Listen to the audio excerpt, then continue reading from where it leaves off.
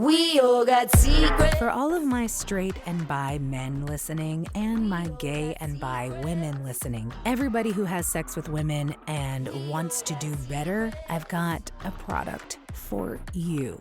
Have you heard of Kenneth Play? He is an Adonis of a man, and he has put together a video course teaching others how to please women the way only he knows how. I have personally had the pleasure of spending an intimate evening with Kenneth. I don't think I've ever had a first-time sexual encounter with somebody that was just 100% pleasurable. There was never a moment of pain. There was never a moment of meh.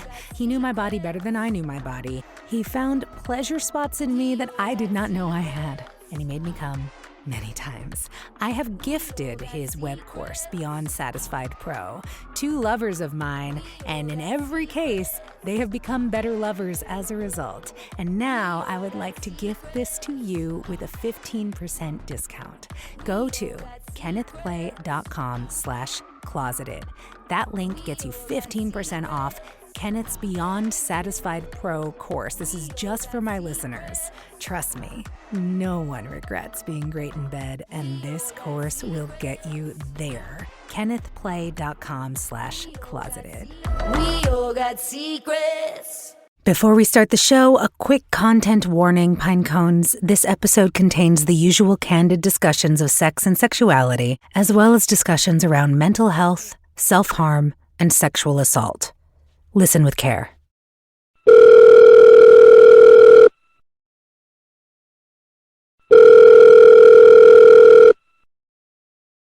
Hello? Hi, Holly, can you hear me now? Yep, I can hear you. Oh, thank God. Okay, hi. Hello, how are you? Hello, I'm good. How are you? I'm fine. So I wanted to ask you a very important question. Okay. Do you know why you're on this show? I think you told me a while ago, but I forgot. I don't really know what my purpose is. I want to talk about it because, I don't know if the audience even knows why you're on this show. Basically, your whole purpose on this show is to make me seem accessible to people. Would you say that I'm a normal person? I think that depends on the person, to whose standards. So fucking diplomatic. Tell the truth. By mainstream American standards, am I normal? No.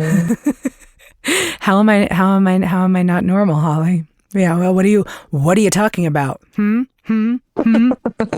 I think you just don't go down the same path as most people do. You know what I mean? In terms of your employment, I don't know if you've ever had a real job, but somehow you make money and you are surviving. I never have to worry about you not paying your bills because somehow you just make it work. I don't know how you make it work, but you just make it work. This is even more embarrassing than I meant it to be. It gives me anxiety. I could never. Are you kidding me? No. Not to have a solid, consistent source of Okay, income. all right. We heard you. We all, great. Thanks, Paul. In what other ways would you say I'm not normal? A lot of people, I think mainstream follows the whole monogamy thing in relationships, and you're obviously not one to believe in that, and that's okay. It's what you want. It's not that I don't believe in it. I believe it exists. It's just not for you. It's not for me. And that's okay. Thank you. Yeah. Is it for you? Yeah, for sure. You are happy monogamous. 100%. And I'm happy for you. I mean, thanks. Yeah, you're welcome. I'm happy for you. Whatever makes you happy. Thank you. I love you. Okay. Love you too. Bye. We all got secrets. We all got secrets. We all got raise a glass and bear your soul. Oven kept in hiding, served bleaching monitor. Oven kept we all got secrets. From Kurtco Media, I'm Samia Mounts, and this is Closet Ed. We are 10 episodes in, Pinecones, and nearing the end of our first season, which is crazy. I'm honored that you stayed with us, and as we wrap this season with our 11th episode next week, I have an ask. If you haven't already, please subscribe to the show on whatever platform you listen on, and give it a 5-star rating and review. In order to make a season 2 of Closet Ed, there are metrics we have to hit that will help us secure funding, and your follows and reviews are absolutely vital. Also, please share Closet Ed with your friends, family, or anyone else you think would benefit from it. If you've been personally helped by this show and you want more stories of undercover rebels in your podcast feed, these are the ways you can help me keep bringing you this content. My mission is to lower the volume on stigma and shame and amp up compassion and non-judgment. And I can't do any of that without your support. So thank you from the bottom of my big ol' polyamorous heart. Okay, I have an extremely yummy guest to introduce you to this week. This was another interview I recorded in Korea, the country I grew up in. But this guest is very different from Young-ho, who we met earlier in the season. Her name is Mina. Quick note, I called her Min in the teaser for this episode last week, and she asked me to change it to Mina. Neither one is her real name, so it's all good either way. She's in her late 20s and single. She works an office job, and like most younger unmarried Koreans, she lives with her parents. Now, I have a really titillating story about how I met Mina that I'll share with you later. But before we get into all that, the usual housekeeping, all guests on Closet Ed are using fake names and all identifying details have been omitted. Some voices have been altered, but we never say which ones, and guests have the opportunity to review and approve their episodes before release. Okay, let's meet Mina. On the surface, she looks like a very normal young Korean woman.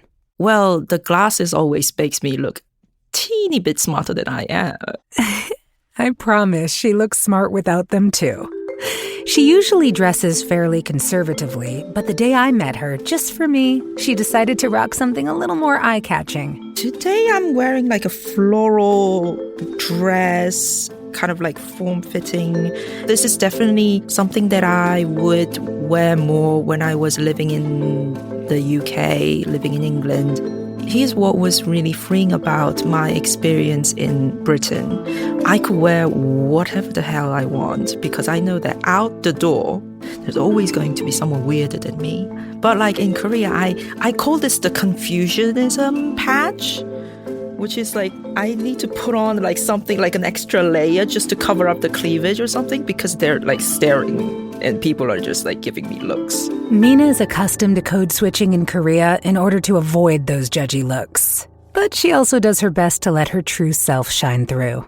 There's always a little bit of rock and roll. I try to bring it with me. Yeah, girl. Yes. I'm not too flashy. I'm not too loud when it comes to like fashion choices. But a lot of the assumption that people tend to make is that, oh, I'm this kind of like geeky, nerdy girl with glasses, you know, who likes like rock music and all the, you know, geeky sci-fi fantasy stuff. She attended a prestigious university. Yeah, I went to fancy uni. People tend to assume that I must be quite snobbish or like quite sort of like elitist from it. Or at least people tend to assume that I must be this good girl who just went to school and get good grades. And she's not that, although she didn't always get good grades. I almost got kicked out of high school, so... You almost got kicked out of high school for what? Oh, because I was such a bad student. You know, my attendance was really, really low. And that's because I was going through one hell of a depression and I didn't really know how to deal with it. So I was just skipping school quite a lot and I was skipping assignment quite a lot.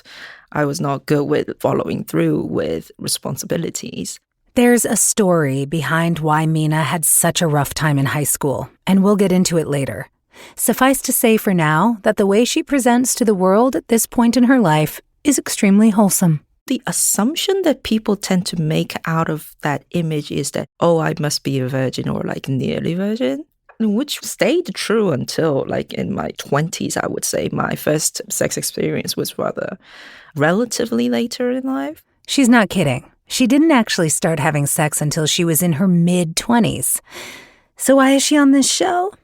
Well, At this point, I enjoy pretty active sex life, I would say. Yes. And I have a string of sex partners. There's guys, waiting in queue. now we're talking. And now might be a good time to tell you how I met Mina. Buckle up. This is going to be a tasty ride. A few years ago, I traveled to Bali for a friend's destination birthday.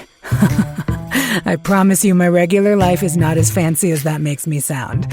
On the way back to the US, I booked myself a 2-day layover in Seoul to see a longtime lover of mine, only to find out after booking the whole deal that he wouldn't be available while I was there. Curses. I had paid for a non-refundable room in an extremely sexy hotel, and I was not about to waste that level of luxury not having sex in it. So, I opened up Field, spelled F-E-E-L-D, it's the dating app for non-monogamous people, and started swiping. And I found a Korean man named Ted. He was tall, stocky, and handsome. He rocked a really dope pompadour and had killer style. His profile said he was in an ethically non-monogamous, or ENM, relationship with his fiancée, who he would be marrying later that year. Side note, I was skeptical about that. Non-monogamy is very much on the cutting edge of social progress, and I thought it more than likely that Ted was lying in his profile.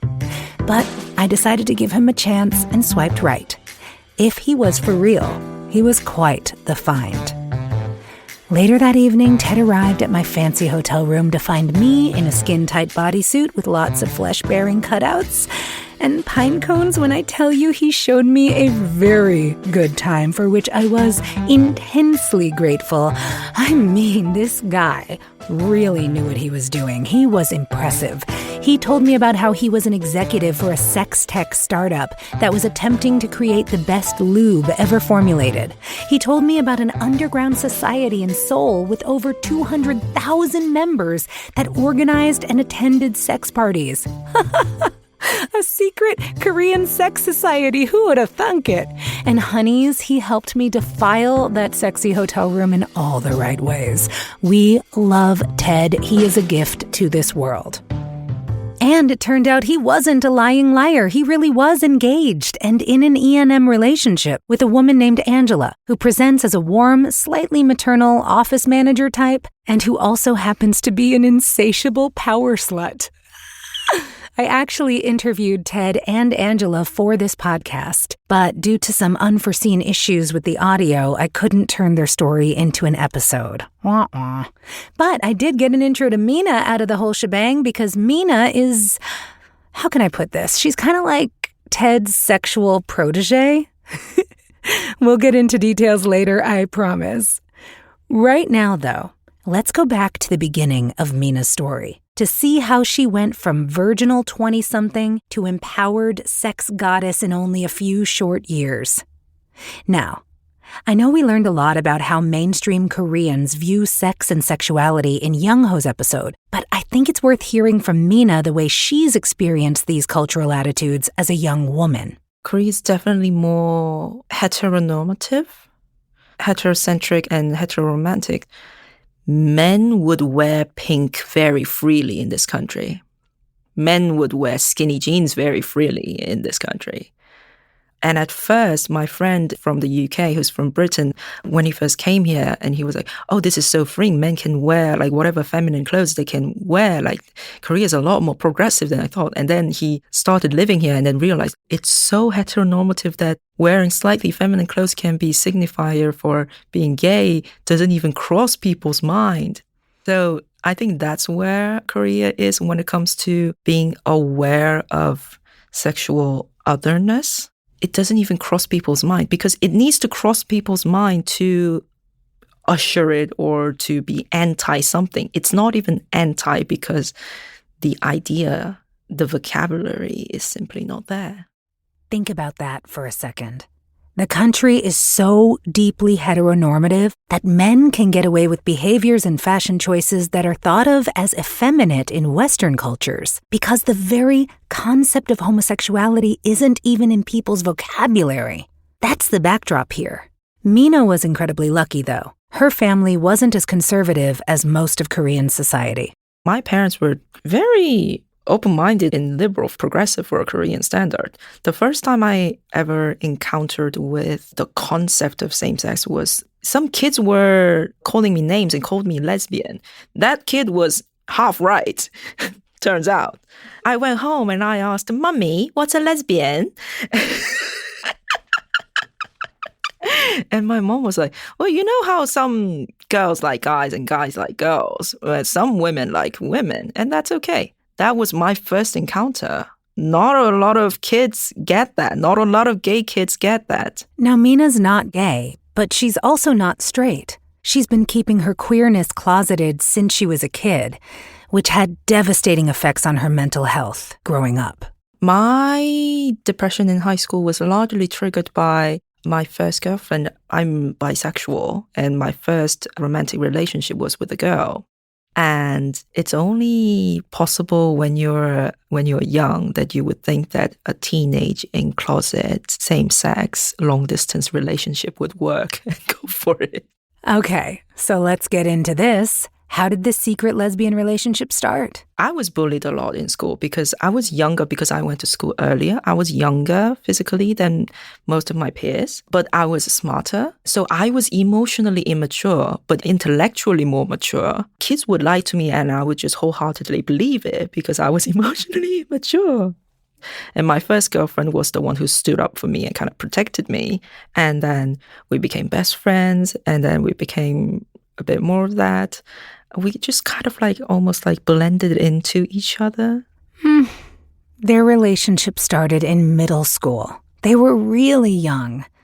As intimate as they became emotionally, their physical relationship never crossed the line into sex. No, because we were pure, innocent teenage girls. We were not really diving into any of the sexual elements. Yeah, we kissed, but that was about it. No one, not even friends at school, knew the true nature of their relationship. It was very, very much in secret. It was only when it's just the two of us that we were comfortable being lovey-dovey. But other than that, we just seemed like best friends.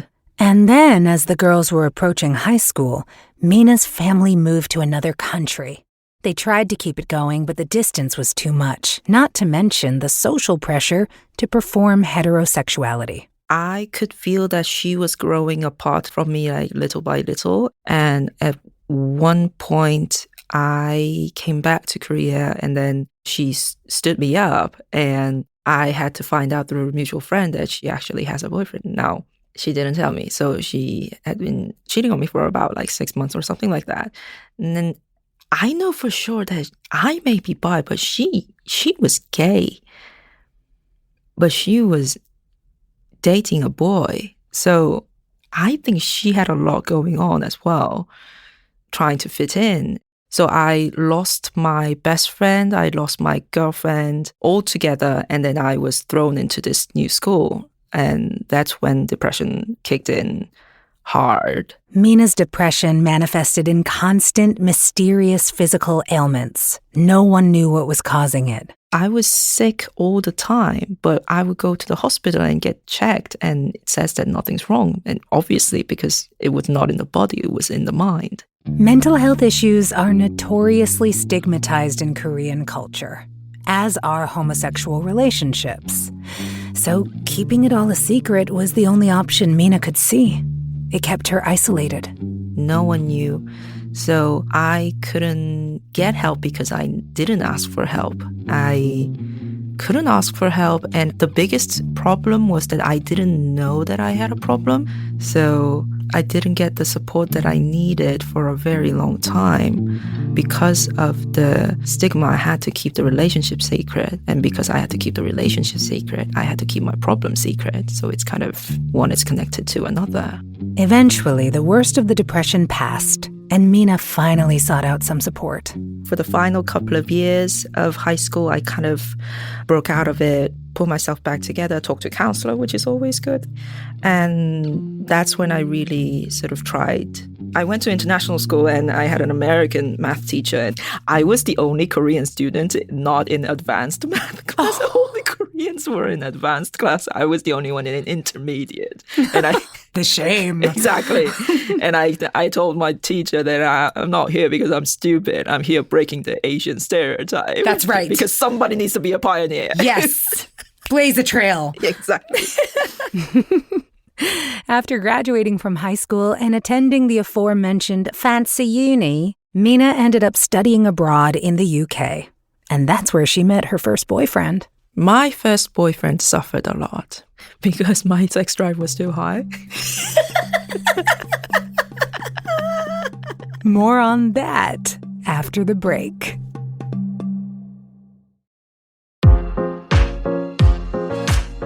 Okay, so let's hear about this long-suffering first boyfriend. When they met, Mina was worldly and educated, but sheltered when it came to romance and sex. He was sheltered too, but not in the way she was. They were a great pair for a while.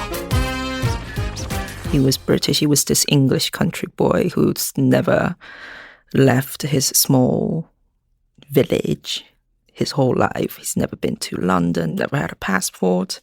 And then suddenly in his life, this girl from the opposite side of the world, kind of opposite-ish, from the opposite end of the continent, just showed up in his life. That was me. We were very much in love. Because I'm a sucker for romance in the English countryside, I'm going to call this guy Heathcliff. Heathcliff was wonderful for Mina. He was patient, kind, understanding. He made her feel safe. I always say that my first sex was with my boyfriend. It was someone who cared for me. And it took me a month to succeed the penis and vagina penetration. He wasn't huge. I would say that he was an adequate Subway sandwich. But it took a month. It took me a month. First, we said, let's do it. And then we couldn't do it. And he was like, it's okay. Let's, work it out together. So he bought all these toys of different sizes. And then we started from 1 finger to 2 finger. And then started going on toys a bit, getting a little bit bigger every time we meet. And we couldn't meet every day. We would meet maybe once or twice a week. So that's how it took 1 month to actually succeed. And he was very patient with me. And I was being able to relax more and more. Okay, Dreamboat. I will jump on that man's horse any day. Ride me across the English moors, Heathcliff. Apologies. Sometimes my inner slut just takes the wheel. And speaking of inner sluts, it might have taken Mina a while to relax enough to enjoy sex. But once she got there, oh, how the tables they turned. Heathcliff, with all his patience and sweetness, was no match for Mina's epic sex drive. We would meet up once or twice a week. And then when we meet, we would have sex in the evening. And then we would go out for dinner or something. We come back and then we have another sex at night. And then the next day morning, we would have morning sex. So that was about we would probably have sex 3 to 4 times whenever we meet. And that was not enough for me. I wanted to have it every day if I could, but that was just not the case. And sometimes he was like, okay, I had enough. Yeah. I just want to have a good time with you. A lot. And I was like, you and I have a very different definition of a good time. And it's not like she was dating an older dude who couldn't keep up. This guy was young and virile. He was a 25-year-old guy. Strapping young lad. Yeah. From the English countryside. Yeah. And I'm a tiny Asian girl. He definitely has more physical strength. But, there's the physical strength and then there's the sex drive. And the sex drive and the stamina are different things. Mm-hmm. And my drive was just a bit higher. He was not physically tired, but it's just that he was sexually satisfied way earlier than I would and way easier. So he was the first one who told me that you have a very high sex drive. And that's when I realized that, my whole life now makes sense, because my whole life, I think I've always had a, pretty high sex drive. And it's just that I didn't know exactly how to get it out of my system and how to express it and how to fulfill it. Yeah. I can speak from experience here in saying that when you're a woman with a high sex drive, you often spend your youth believing you're not supposed to exist. And worse, that overflowing sexual energy can be hard to even name if you're not given the vocabulary. So you might have no clue what's even going on or why you feel so itchy and restless and unsatisfied all the time. It's really crazy making an oh crap, I feel a soapbox coming on. Sammy a soapbox, bubble bubble. When I was growing up, there was clear messaging around the differences between men and women when it came to sex drive. Men, as a rule, had high sex drives. They wanted to get it on constantly, insatiable sex demons, the lot of them. Women, on the other hand, were supposedly less interested in sex and had to sort of push themselves to deliver enough sex to satisfy a man, or else he'd cheat on you and it would be your fault. It's a common mainstream belief that women are just not as into sex as men, or that we're more difficult to get in the mood, blah, blah, blah, blah, blah, blah, blah. In my experience, as a woman with a high sex drive, I've rarely had male partners who could match my appetite for sex. And I'm not alone. There are plenty of women out there who report being more sexually voracious than their male partners. And while studies have shown a slightly higher sex drive on average in men, I'd argue that any disparity in sex drive between the genders may be more reflective of women's dissatisfaction with patriarchal sex than a lack of interest in sex generally.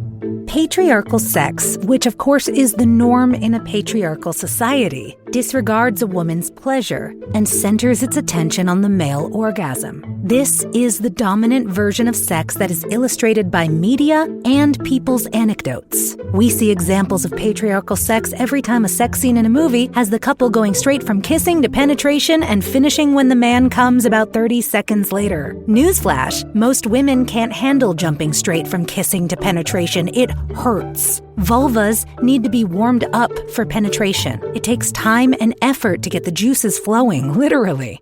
Only a style of sex that sees female pleasure as unimportant would jump straight to penetration. Patriarchal sex is painful and unsatisfying for women. When it's the only option they've been offered by their male partners, you could see how many women might think sex just isn't for them. And for literally thousands of years, patriarchal sex has been the norm. It's only in the last few decades that mainstream society has been exposed to the idea that female pleasure actually matters. So if you're a woman with a high sex drive who's always felt like you had to hide your true nature to avoid judgment, or if you're a man who wants to understand women better, I encourage you to read Dr. Wednesday Martin's revelatory book, Untrue: Why Nearly Everything We Believe About Women, Lust, and Adultery is Wrong, and How the New Science Can Set Us Free. I also highly recommend Erica Jong's novels Fear of Flying and How to Save Your Own Life for a raw, fictionalized but honest take on female sexuality. Bottom line, women are very much interested in sex. Patriarchal sex just sucks for us, so women don't settle for it. And men, I believe you can do better. Actually, maybe you've heard the ads on this show for Kenneth Play's Beyond Satisfied Pro course. Start there. Your lady lovers will thank you. Go to kennethplay.com/closeted for a 15% discount. Hey, end of soapbox. Sammy a soapbox, bubble bubble. Okay, hard shift here. Earlier, Mina said, I always say that my first sex was with my boyfriend. There's a reason she phrased it that way, and it's disturbing. Content warning: sexual assault. I say that my first sex was with my boyfriend because that was the first consensual sex with somebody. A few months prior to that, I was sexually assaulted. And it wasn't necessarily even the assault, it was how I reacted to it. What really bugged me was, why did I not do anything more? Initially, it was kind of like self-blaming. But later on, it became more of a question as to why didn't I resist any harder? I did resist. I literally pushed him out of me. I was asking myself that question for a long time, and it came to an understanding that it is the very natural physical reaction to when we are attacked. We are stunned, just like a deer in a headlight. You're frozen there. So when I realized that scientific mechanism behind it, it made me sort of understand why I acted the way I acted. And helped me make peace with myself, and also at the same time be more aware about, oh, this can actually happen. If I am surprised, I can be stunned, and I may not be able to react the way how I would want to react. So that's something that I would have to, keep in mind and bring it with me so that I can keep myself safe and keep others safe as well. This tendency to self-blame affects a lot of victims of sexual assault and is often weaponized against them by systems that prop up patriarchy and rape culture, which I'd argue are the same thing. Another thing stacked against women who want to be able to enjoy their sexuality in an empowered way. Do you see how much we're up against? So eventually Mina had to return to Korea, which meant saying goodbye to Heathcliff, alas. The breakup was very, very tough because I had to go back to Korea. His whole life was in the UK. At the end of the day, we wanted different things. He wanted to get married, have kids with me, but I didn't want any of that. So we had to part ways. Soon after that, COVID canceled everyone's plans, and for a couple of years, Mina stayed home, like everyone else. Then, as the pandemic receded and life became less restricted, she decided it was time to put herself on the market again. I started going on dating apps just to explore, and then agreed to meet a couple of people. Had my first one-night stand then. Didn't ever want to do it ever again. Why? What happened? Not really about what happened, but it's just that it's not as pleasant. And there's, of course, the safety issue, but then also the not knowing the person that you're going to be intimate with and then being intimate so quickly doesn't really give you much room to, first of all, relax physically. And also there's far too many, I don't want to say risk, but it's just far too many surprise elements. After that, Mina decided to take a different approach to sex. Something more data-oriented, research-based, science-backed. Knowing that I have a high sex drive, that made me realize that, I have always been interested in sex. I have always been interested in sexuality. And queer people tend to be more knowledgeable and interested in sex in general. They go through this whole phase of what's wrong with me? Let's do research. So Mina started researching and keeping records. All in the name of science, of course. I have an Excel spreadsheet of Tinder dates. Oh my God. I mean, so you are the geeky, nerdy girl that you look like you are, but you're just applying it in a very naughty way. You do not want me as an ex-girlfriend. She's kept records. I have data. And then... That's around the time when I met Ted, who is very experienced and who saw the potential in me and said that, you got something going on, girl. Because he could see right through me that I have a very high sex drive and I am also very sexually aware as well. It's just that I had a lot of knowledge, but I didn't have enough experience. So there was a huge gap in between the two.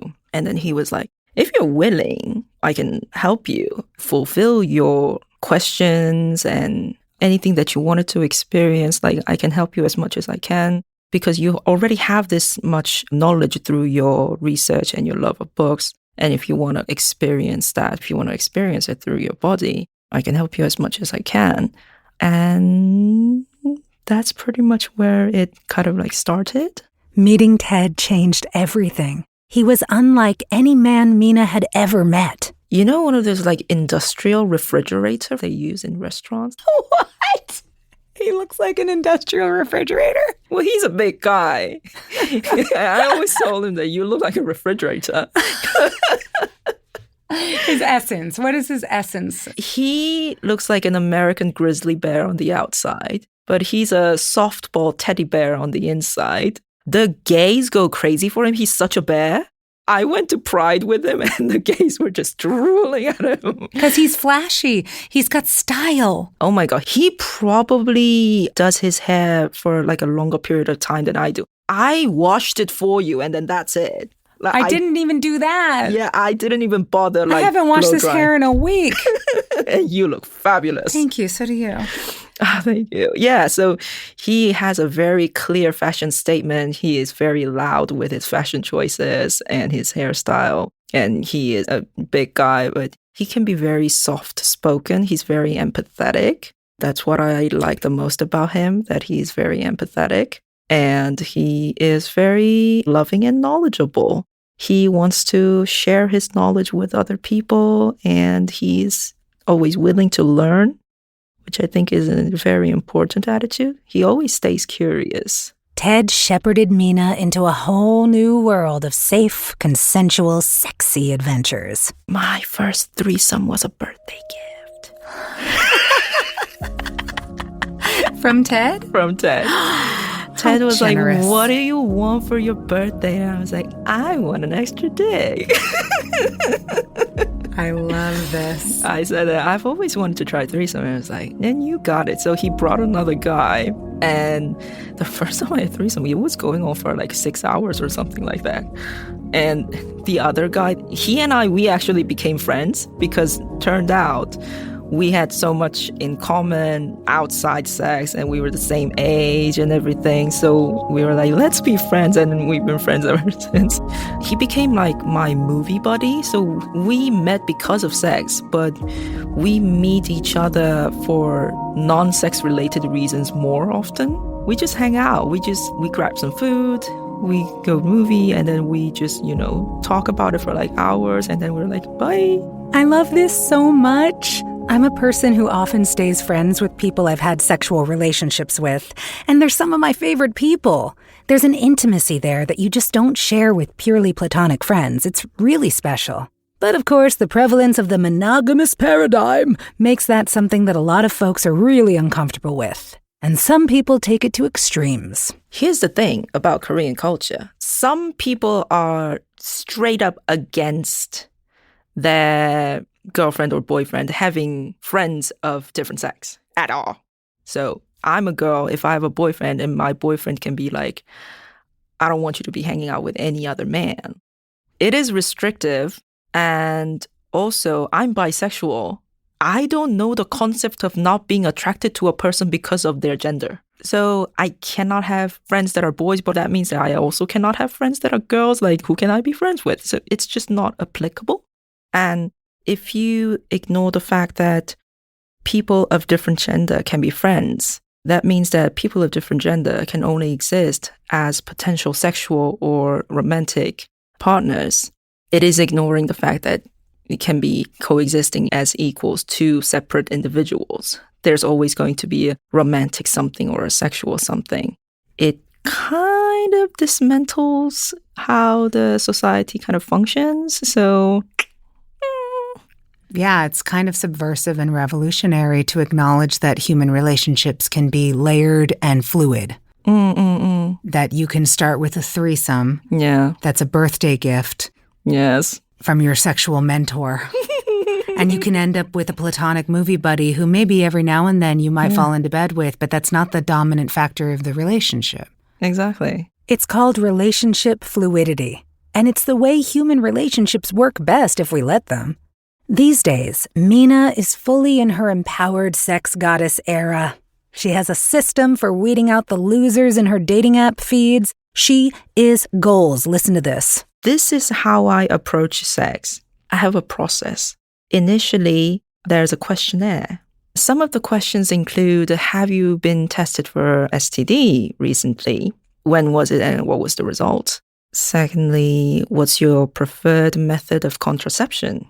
Those two things, not only are they essential to check, but they are also for me to see how aware this person is, where this person stands. How thoughtful they're being about the way they approach their sex life. How thoughtful, how knowledgeable, and how much they practice. And third question would be, what's the size of your penis when it's erect? You asked this before. Before. That's amazing. What is the answer that you're looking for there? I have a minimum. I am looking for somewhere like 5 to 6 inches, below 4 inches. There's really not much I can do. And also, if it's like overtly big, I just want to be prepared. Like in my mind, like mentally. Yeah. And you want to have the best lube. Exactly. And I am expecting the guy to bring it because if you're carrying whatever you're carrying, there are some other things that you should be carrying. Agreed. Yes. I'm not looking for a particular size, but it also gives me an idea of how self-aware this person is. Because some guys who say that, oh, I never thought about measuring it, they are either like too big to care or they just they're not very interested in themselves much or how much pleasure they can bring it to the other person. So a lot of the times they can be rather inconsiderate. Never have I ever thought to start off my interactions on dating sites with a questionnaire designed to weed out guys who won't prioritize my pleasure. I am doing this. Mina's a genius. But wait, there's more. The last question is, do you have any specialties? Oh, that's a good one. What is the best and the worst answer you've ever gotten to that question? The worst one, easily, it's I don't know or I don't have any. Some of the best ones are, I don't care what it is, so long as it's clear. That's what I like. You know, some guys would say that, oh, I'm really good with this particular position, or I am very good with my mouth and tongue. If they can say with confidence, they have been tried, they have been tested. Thank you, fellow women. So asking for a specialty, it sometimes surprises the men receiving the question because they've never been asked. So, how has this questionnaire paid off for Mina? You'll find out after the break.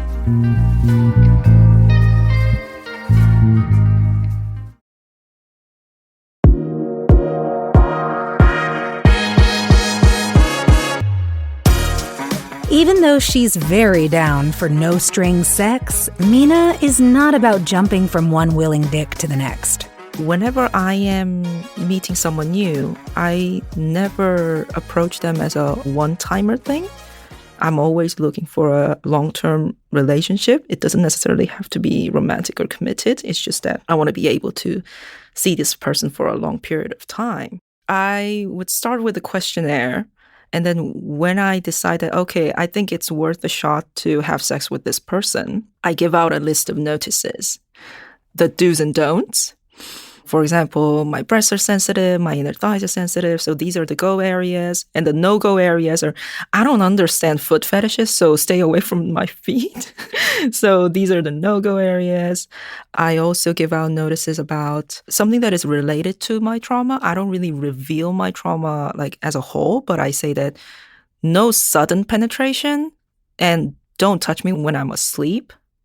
I react very badly when something very sudden, unexpected happens. So I give out that warning as well. And I always mention that, try to have fun. Can you imagine if everyone did this, how much better sex we'd all be having? Oh, the possibilities. This method has led Mina to some very satisfying ongoing relationships. One of her long-term lovers shows up every time with a bag of toys.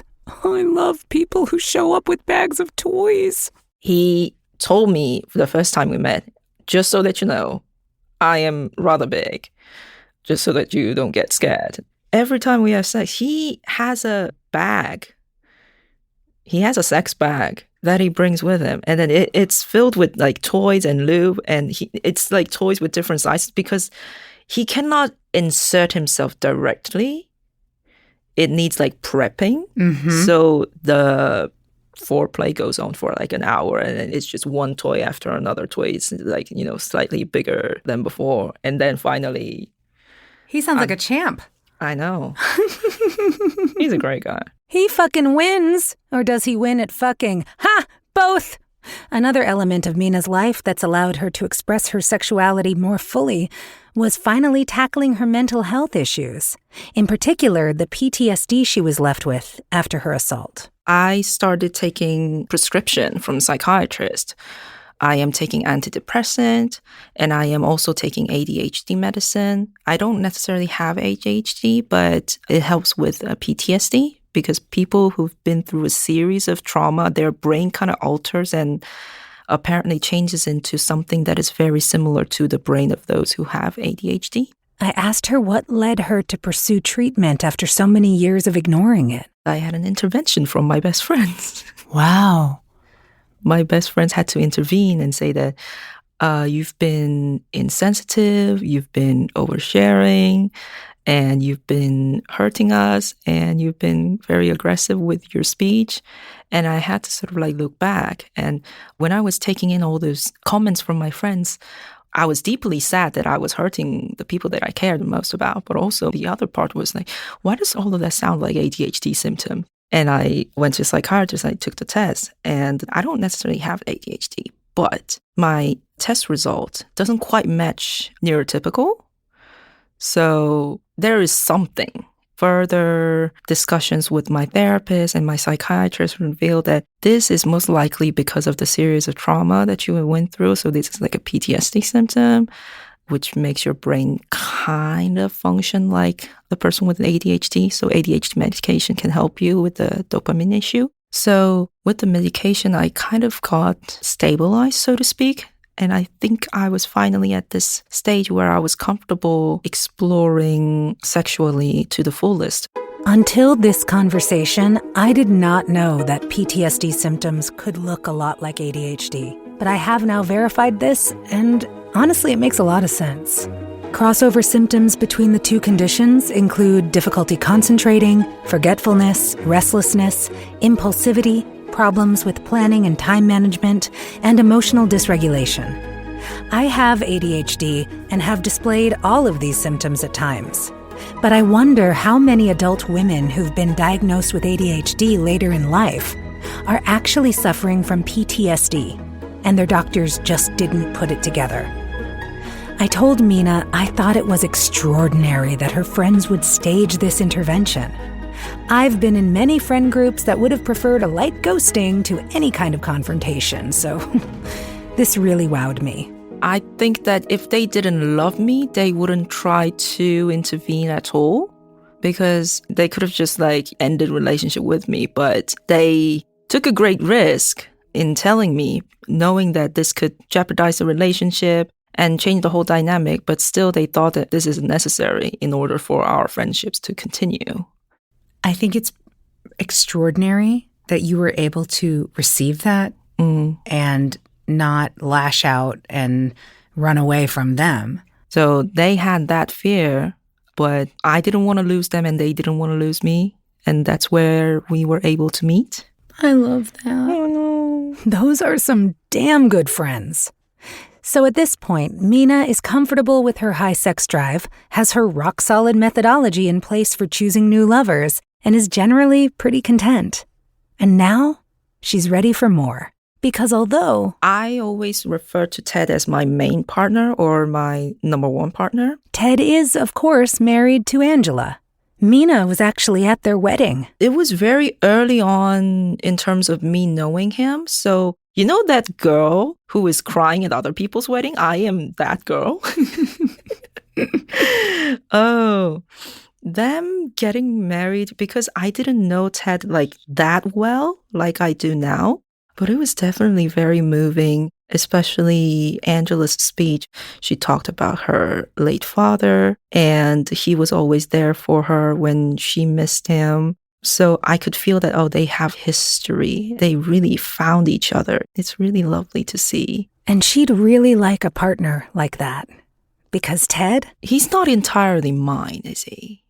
I don't want to like own him or possess him, but he's not always there when I need him. He has his priorities. That's when I thought to myself, oh, I need to expand my pool. I'm going to need a few more people that I can count on. So that's when I started my search for somebody. And it was quite difficult at first because I was keep trying to search for a Ted alternative. And there's no such guy as Ted. Like, there's no Ted 2.0. He is a singular man. But also at the same time, it's a futile thing to look for an alternative because every person is different. And that's when I realized the harm that the being of Ted was doing to me, because he means well. He looks out for me. he has nothing but good intent for me. But his very presence was presenting me the ideal that I'm looking for. And then there was the reality that I had. So his presence was a reminder for me of the gap between the two. I want someone who is like Ted, but there is no one like Ted. So I had to deal with the reality of it and the amount of misery that his presence was bringing to me. I wanted someone like him for myself, the way how Angela has him. You didn't want to take him away from Angela. Nah. But you wanted that kind of a relationship. Exactly. I wanted a partner like Ted, not Ted. Oh, my heart. You'd think this might cause tension between Mina and Ted's wife, Angela, but it hasn't. The two women have enormous respect for each other, even care. This became clear when I asked Mina if she was in love with Ted. Ted and I, we talked about it a few times, that friendship is a form of love. It is. And I think you can be in love with your friends. So yeah, I know that I love him. I know that he loves me in a friendly way. And I know that I have support and blessing from Angela as well. I'm wearing like full face makeup from Angela. Like she showers me with gifts. She's like, girl, there's this new thing out in the market. You should try. Oh, that's beautiful. Yeah. Ted is always like, by the way, Angela wanted me to give you this. By the way, Angela wanted me to give you this. Oh, that is magical. And side note, Mina and Angela met each other in person for the first time, having not had the chance to meet at the wedding. While passing each other going in and out of the studio, we were recording these podcast interviews in. I got to see it happen, and it was so blushy and cute. Good people all around. Angela is also a woman with an incredibly high sex drive, and Ted showers her with love and adoration and encourages her naughtier impulses. He described arranging gangbangs for her, and she laughed heartily and talked about how much she enjoyed them. I understand why Mina wants to find a Ted, but not Ted. A man who sees a woman with a high sex drive as a powerful force to be celebrated and encouraged, that is not your average man. Most men have bought into the idea that a woman's sexuality should be reserved exclusively for them and are deeply threatened when it isn't. And then there are the men who think a woman with a high sex drive is just a thing to be used and discarded. It's the whole gross Madonna whore complex. They want to marry the virgin but fuck the whore. And there's no in-between. If you're a woman, you have to be one or the other. And either way, you don't get much in the way of respect or satisfaction. It is brutal out there. Men, when they are dealing with me, I get a strong sense of, I want to fuck you, but I don't want to take you. You get a sense? Yeah. What's giving you the sense? I reach out to you and I'm trying so hard to get your attention. But once I got your attention, once I had sex with you, then suddenly they just kind of disappear. I've experienced that too. That sucks. That sucks. Because I always specifically say that I don't want a one-night stand. If you're going to treat it as a one-night stand, maybe don't bother coming to me, waving the flag of like, this is going to be a long-term friendship or whatever. So they're kind of giving me the wrong idea. When you're being really clear up front about what you do and don't want. Exactly. I feel like a lot of Korean men see it as it's either a one-night stand or a girlfriend. There's no middle ground. And you're all about the middle ground right now. I love a middle ground. I'm a bisexual. I'm all about the middle ground and gray area. Yes. Yes.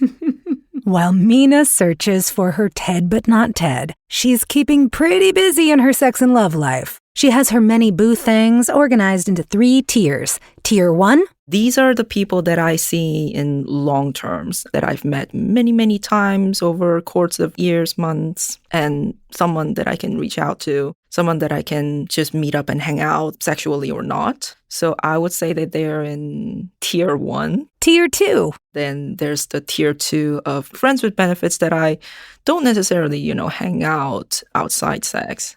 I don't know exactly how many I have. Probably I can count them in all 10 fingers. So yeah, there's that. Okay. An assortment. Yes. And tier 3. Tier 3 are the ones that I'm doing job interviews. I need me a system like this. So you have to go through the tiers. You have to start from tier 3 and then you go to tier 2. And then maybe you end up in tier 1. But tier 1, there's hardly any vacancy. And what if she finds that elusive Ted but not Ted? Would she want to be monogamous, or would she want to continue the relationships she's built over the last few years? I've never been like polyamorous, but non-monogamy, I think I will always be open to that idea. Because you've never found one person who could satisfy your sex drive. That is largely the fact. I can relate. And back to Mina's bisexuality, I had to ask. She only really spoke about dating men in our interview, other than that one teenage relationship. Where are the women in all this? Her answer was pretty typical of a bisexual person. You've heard versions of this a few times now on this show. I've never had sex with women. I've dated women a few times. I am attracted to women. Women are more difficult. I think what she means is that with opposite-sex relationships, there are easy scripts that everyone knows and can fall back on at any point when they don't know what else to do. With same-sex relationships, the scripts are missing. No one knows how to make a move. No one wants to do anything wrong. It's all so confusing. And if you turn to the lesbian community, where there is a higher comfort level and people do know what they want, they usually don't want you if you're bi. A lot of lesbians would blatantly say that they do not want to date bisexual women. So there's that. And also, bisexual people don't necessarily have to go to like a lesbian bar, for example, to date. We don't have to find certain communities. So a lot of the times, bisexual people aren't part of a very strong knitted LGBT queer circle. We kind of like float around in the outer sphere, but we're not quite hetero. Mina really nails it here. This is perhaps the root cause of bisexual invisibility and erasure. Because we exist in a gray area and there's so much stigma around being bi coming from both the straight and gay communities. Without a community of our own, it's almost like bi people don't even exist. We need more spaces and acceptance for bisexuals. We need our own communities. My theory is that we're actually the majority of people, and man, oh man, do I wish there was a way to test that. Mina stays closeted, mostly for her parents. It started with her secret lesbian relationship in high school and ensuing struggle with depression. And to this day, her parents have no idea any of that happened. I was kind of like grown accustomed to not really communicating with my parents for a long time, which kind of like continues until these days, which is also another sort of like double closeted thing, because on the outside, I seem very close with my parents. But they don't know much about their daughter's everyday life. They don't know that I've been seeing a therapist for my mental health issues for over 3 years. They don't know the fact that I am on prescriptive medicine from a psychiatrist. And they also don't know that I am this much sexually active. Reminder that Mina still lives with them. All this sex she's been having happens in hotel rooms. In Korea, quote-unquote love motels are everywhere, the kind of spot that'll give you a room for an affordable hourly rate. But they aren't seedy like you'd expect. They're usually pretty clean and welcoming, and that's because they exist primarily to allow young, unmarried people like Mina, who usually live with their parents, to have a private place to go to have sex. The love motel industry was reportedly worth over $1 billion in Korea as of 2019. Can we take a second to appreciate the quiet insanity of this? An entire industry dedicated to helping unmarried young adults have sex is thriving in this conservative, sex-negative country, and everyone knows about it. Love motels are on virtually every other block of the city of Seoul. See how the truth hides in plain sight. The only person in Mina's life who knows everything about her sexual escapades is Ted. I think I tell Ted almost everything because he's very interested in my sex life. And after her friend intervention, Mina has begun employing filters with them to respect their boundaries. I don't really tell my friends the truth, the whole truth, nothing but the truth. I would tell them bits and pieces. Largely my intervention group, one of them is just not that much interested in other people's sex life, period. The other one is a very sex repulsive asexual friend. So I have a very sex repulsive asexual friend, and I am a very sexually active person. So she told me that I want to know as your friend, but I don't want to know as an asexual. So I am caught in this dilemma. I am so curious and so not curious at the same time. But when it comes to her parents, Mina is comfortable with them being in the dark. She feels she's protecting them from a truth that would only hurt them. I asked her what she thought the consequences would be if she did tell them. Not wanting to find out the consequences is the reason why I keep it quiet. The simplest answer is it's easier this way. When it comes to mental health, like the biggest fear it gets is it's just a heartbreak, really. I feel like they would be, heartbroken to find out about what I've been through. They don't know that you were assaulted when you were younger? So that's the thing. When it comes to sexually active life, there's going to be a lot of waving fingers and commenting on, come back before midnight, or a lot of things can happen before midnight. Yes, they can, and they do. As a woman about to enter her 30s, she's not about to relinquish the freedom the closet provides from parental finger wagging, or the heartbreak they would feel knowing their daughter kept a major trauma from them. I asked Mina if she has any advice for listeners of this show who want to cultivate a sexuality as empowered as her own. Something that I want to say to a listener is that you only live once. You want to experience things, you want to have fun, then you should go for it so long as you're not damaging other people's or damaging yourself. Stay safe. Really invest in some condoms. It's something that I always tell everybody. You want to experiment with different sizes, different materials, get yourself educated, stay curious. Stay curious and tell your story somehow, because telling our stories is how we best help each other, and often ourselves. I am actually writing a journal. It's a relatively recent project. It's called My Sex Diary. I started going through every single person that I had sex with. It's a written record of all the recollection. Each chapter is each person. I just started it, and I am revisiting all the ideas, all these people that I've been with. Some of them very memorable, some of them hard to remember. It's a collection of experience of human beings, myself included. It's about these different people that I encountered at different points of life.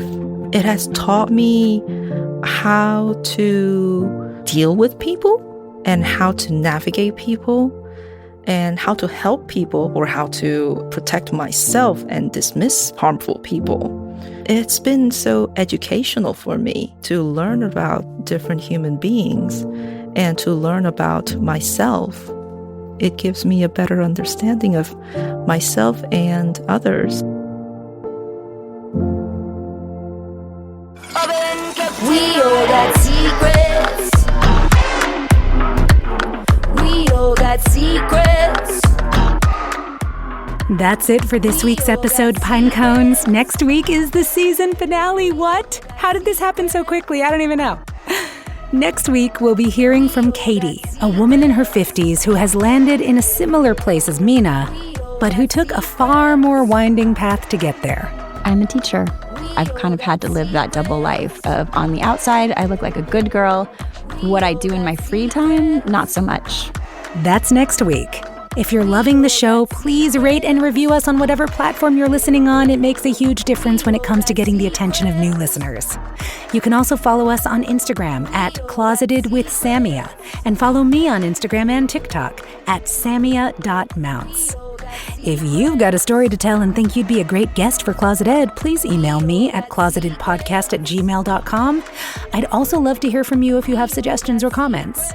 Lastly, if you'd like to submit an anonymous mini confession for possible airing on Closet Ed, record a voice memo and send it to closetedpodcast@gmail.com.